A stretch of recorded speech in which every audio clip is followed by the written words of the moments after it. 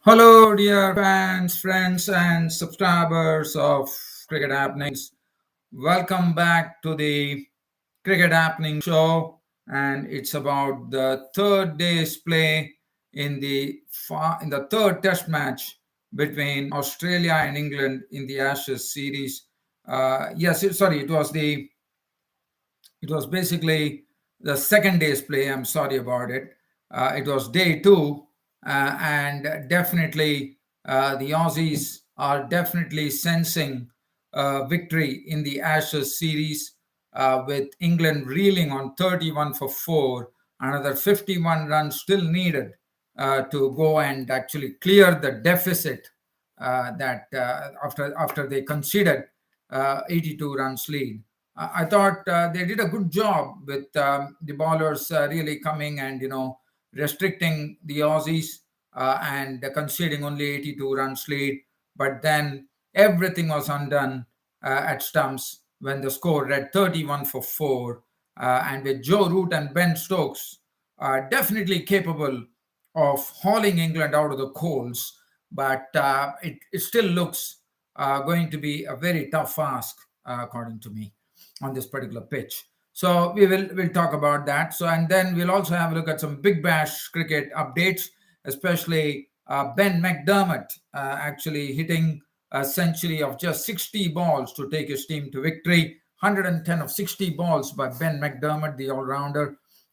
We'll come back to that later. But first, let's rush on. Let's get on to the second day's play in the third Test match between Australia and England. So let's have a look at the card. Probably I might go into a bit of a detail on this. So it was Australia were resuming their innings after. It was Nathan Lyon, the night watchman. They were 61 for 1 overnight, as you would understand. But England did not waste any time. They picked up an early wicket, and that too of night watchman Nathan Lyon. It was Ollie Robinson pitching a delivery which held its line, and Nathan Lyon snicked it into the hands of Butler behind the stumps. So Nathan Lyon was gone for 10, and the score read 76 for 2. And then walked in the most efficient and a very consistent performer, Marnus Labuschagne. So all the eyes were on Marnus Labuschagne. At the other end, Marcus Harris was at the other end. And Marnus Labuschagne, for once, disappointed as Mark Wood. It was a massive wicket for England, no doubt about it, as this was good pace from Mark Wood. The ball actually kicked off from the good length spot, and that's it. And Marnus Labuschagne was found wanting, as the ball had already taken the splice of the bat, and the catch was taken by Root in the slips. And Marnus Labuschagne, for a change, for the first time in the series, walked away after just contributing a single to the Australian total. Stephen Smith came in, and the other end, Marcus Harris was looking good. He was trying to rein himself in. He knew that his place was at stake, so he definitely needed to prove something. And finally, Justin Langer, the coach who actually kept the faith in Marcus Harris, definitely came true, as he was the highest scorer yesterday with 76. He really put his head down and he played well. And besides, yes, he had some anxious moments against James Anderson where the ball was getting away from him. He had to really keep his wits about it. But then finally, Marcus Harris managed to chisel together very nice innings. He was the highest scorer yesterday with 76, with 7 boundaries. Stephen Smith was out to a wonderful delivery from Anderson, which had his stumps uprooted. Now, Anderson and Joe Root was doing one more thing, and that was to use the bowlers in short bursts. So that was a good ploy which was adopted by Joe Root, I thought, and was giving results as well. James Anderson was brought back and immediately struck by getting a ball to Stephen Smith outside the off stump. Smith was on his forward press, as we call it, and it took an inside edge, and it went and hit the top of the stumps. and that was definitely a bit of bat and pad gap, which the ball snaked through, and Steven Smith's stumps were shattered, bowled by Anderson for 16, and the score at 110 for 4. Marcus Harris was the one lone person who was actually fighting it out. After that, Travis Head joined Marcus Harris and gave some good company to Marcus Harris. But then Travis Head, after making 27 with 2 boundaries, was a victim of the bowling of Robinson. Now, this was a ball, it was Ollie Robinson who was bowling very well. He was basically probing outside the off stump of Travis Head, and it was tempting him.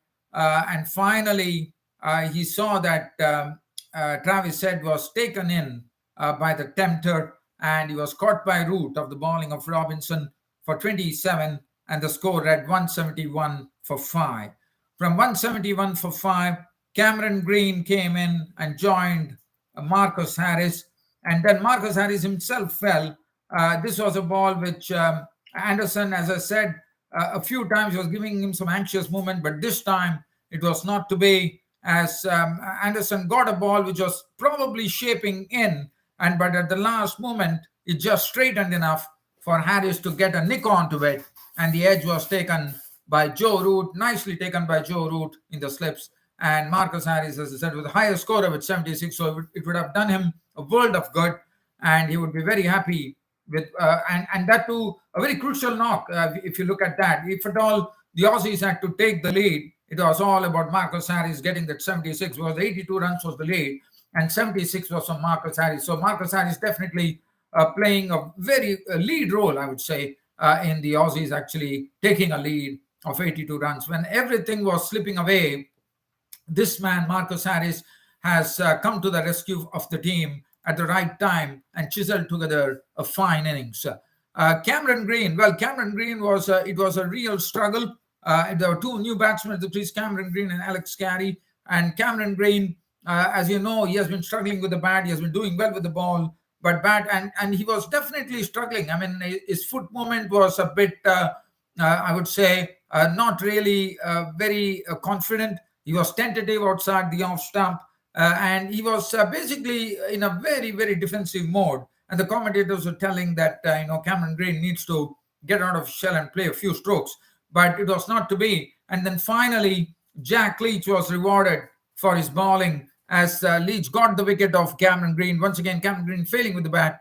LBW bowl, Leach got only, and would have been very happy with that because actually Cameron Green was on the back foot, and the ball went and hit the knee roll of Cameron Green, and it was all over. Cameron Green was gone. LBW bowl, Leach for 17, 2 boundaries. Alex Carey was a victim of the bowling of Ben Stokes.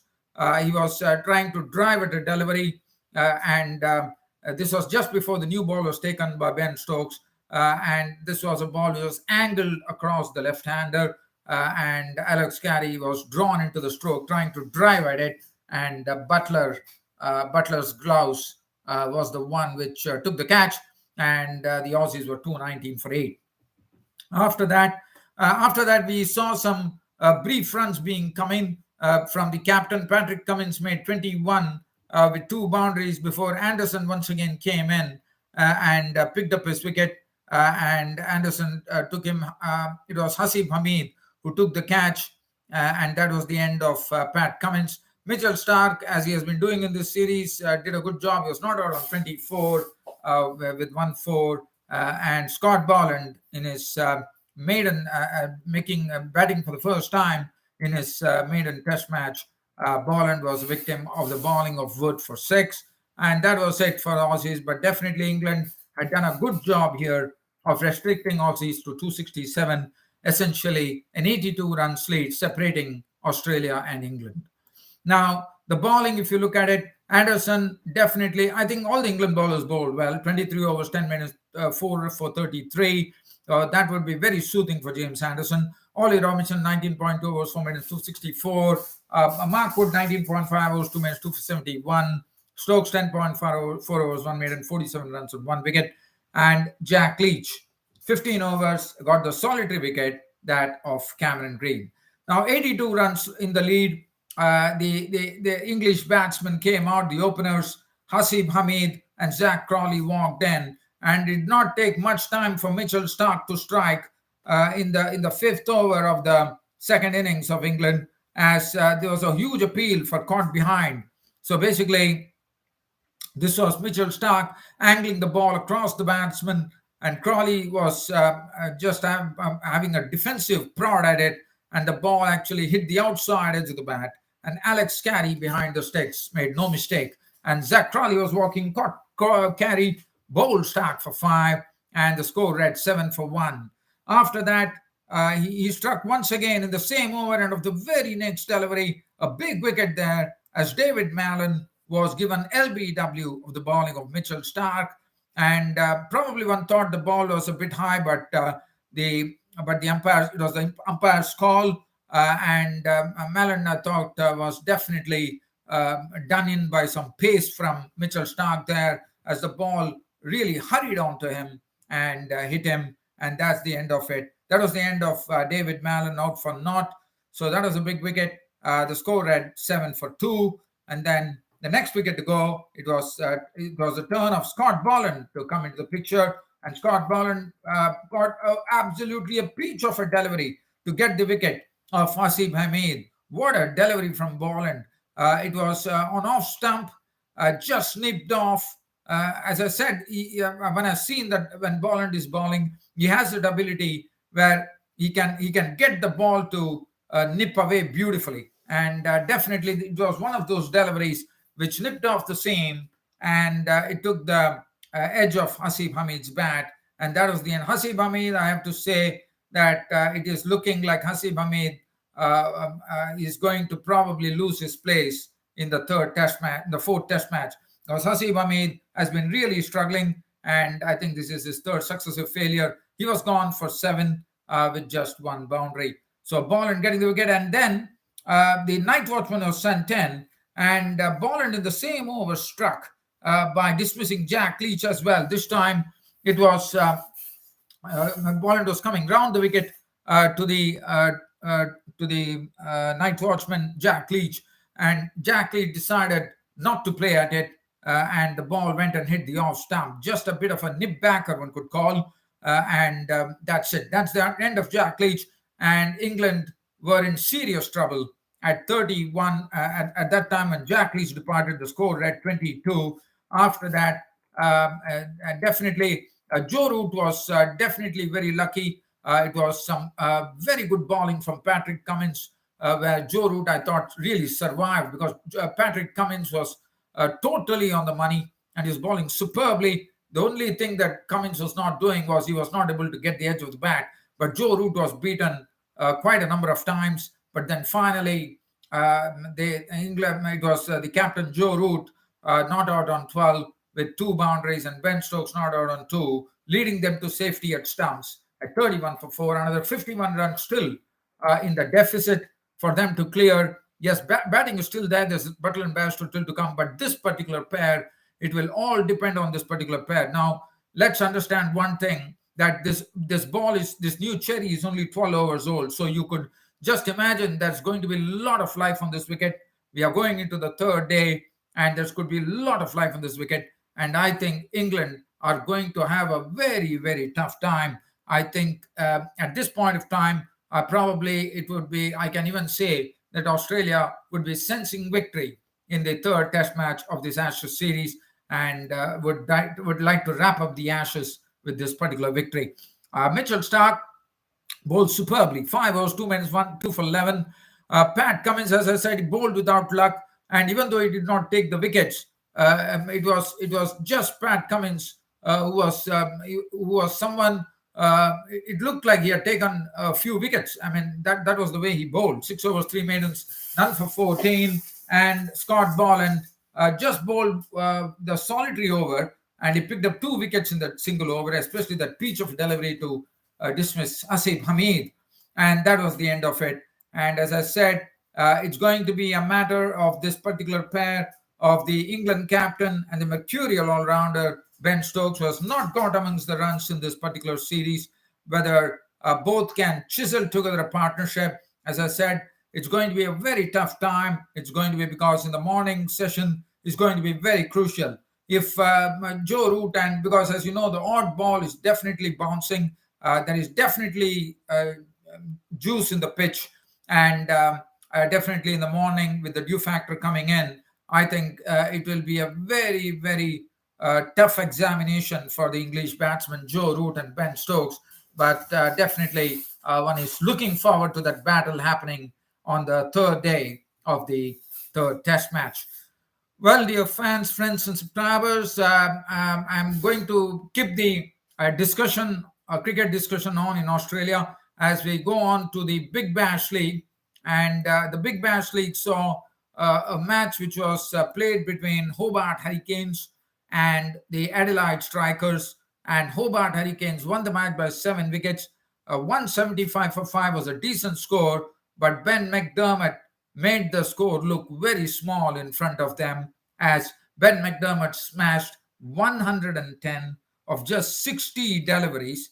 And let's have a look at his card there. 110 of 60 deliveries, which included 12 fours and 5 sixes. And he was basically opening the innings for Hobart Hurricanes along with the captain Matthew Wade, who failed to the bat out for 6. But Ben McDermott, what an innings from Ben McDermott. Now, looking at the card there, Adelaide Strikers batted first, 175 for 5 on the board. Jake Weatherall, the opener, made 51 of 43, 6 boundaries. Matt Renshaw contributed 63 of 41, 9 boundaries. Short was out for just 2 runs. Jonathan Wells for 17. Thomas Kelly looked impressive in his batting, 28 of 18 with 1 4 and 1 6. And that was as far as the Adelaide Strikers were concerned. Riley Meredith, 3 for 37. Tom Rogers 1 for 30, and Nathan Ellis 1 for 31. Hobart Hurricanes, as I said, made this. Ben McDermott made the score look very small, as out of a score of 176 for 3 in 18.3 overs when Hobart Hurricanes won the match. Hobart Hurricanes, Ben McDermott, 110 not out. That really tells you the story. DRC Short made 37, and it was a victory for Hobart Hurricanes. And all the bowlers really came in for some real tap from the bat of Ben McDermott. Matthew Short, 1 over none for 6. George Gatton, 3 overs, 1 for 30. Wes Haggard, 3.3 overs, no made a none for 44. We have Peter Siddle, 3 overs, 1 for 25. Fawad Ahmed, 4 overs, none for 36. And Rashid Khan was also not spared. His 4 overs went for 30 runs, and he got 1 wicket. Now we go on to the next match. The other match that happened in the Big Bash was the match between Stars, Melbourne Stars and Brisbane Heat. Melbourne Stars was led by Joe Clark special, which had 85 written all over it, of 44 deliveries, which included 7 fours and 5 sixes. Other than that, Hilton Cartwright carted 79 of 44, inclusive of 8 sixes and 1 boundary. And there was one bowler from the Brisbane Heat who had to really feel the heat, and his name is Liam Guthrie, the pace bowler. His 4 overs went for 70 runs, 70 runs, 2 wickets besides his name. But Liam Guthrie has bowled the costliest 4 overs in BBL history, 2 for 70. Stegety had 3 for 40. 2 for 70 for Liam Guthrie, as I said. Kunman 1 for 24, 2 for Bazley, and 1 for Mujibur Rahman. So definitely a wonderful exhibition of batting there by Melbourne Stars. Marcus Stoinis failed to the bat. He was just out for a blob. And Glenn Maxwell also failed to the bat, making only 2 runs. Joe Burns only made 2. Russell, the big fish, was consumed by LBW and Kunman for naught. So that was a big disappointment. But it was all about, as I said, Joe Clark and Brisbane Heat tried to make a fist of it, scoring 187 for 9, with Chris Lynn contributing 57 of 34, 3 fours, 5 0. Ben Duckett was in electrifying form.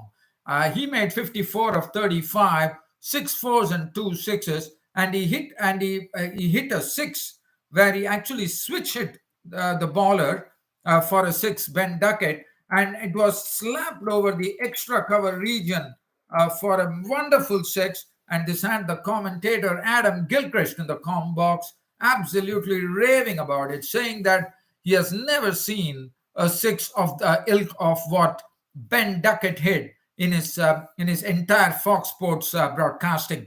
So that really says a lot about this wonderful innings from Ben Duckett. And Ben Duckett, I have to say, has shown a lot of consistency in this Big Bash League. So that is good news for England, according to me. Well, dear fans and subscribers, that really sums up my cricket show for today. Hope you all like the broadcast here, and it's all over for today. And we'll be visiting you once again tomorrow with the third day's play. And also one more thing I need to tell you. I did not speak about India South Africa. It was all rained out.